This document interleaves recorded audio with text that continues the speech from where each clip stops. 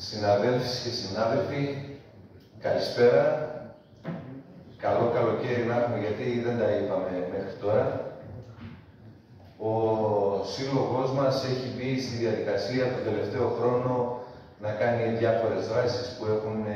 να κάνουν με την υγεία και την ασφάλεια των εργαζομένων, που έχουν να κάνουν σε περιπτώσεις που θα έχουμε φωτιά, και σήμερα έχουμε εκδήλωση νομικού περιεχομένου που αφορά το ισχύον ασφαλιστικό σύστημα αυτή τη στιγμή στη χώρα μας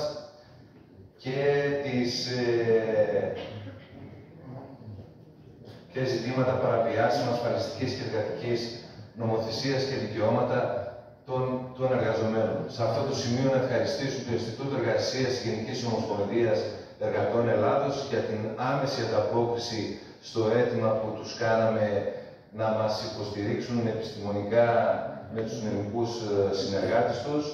τον κύριο Θανασουλόπουλο Χρήστο που κάθεται αριστερά μου και η κυρία Άντα Σταμάτη, η οποία θα έρθει σε λίγο γιατί είναι σε μια άλλη εκδήλωση εκτός πόλης.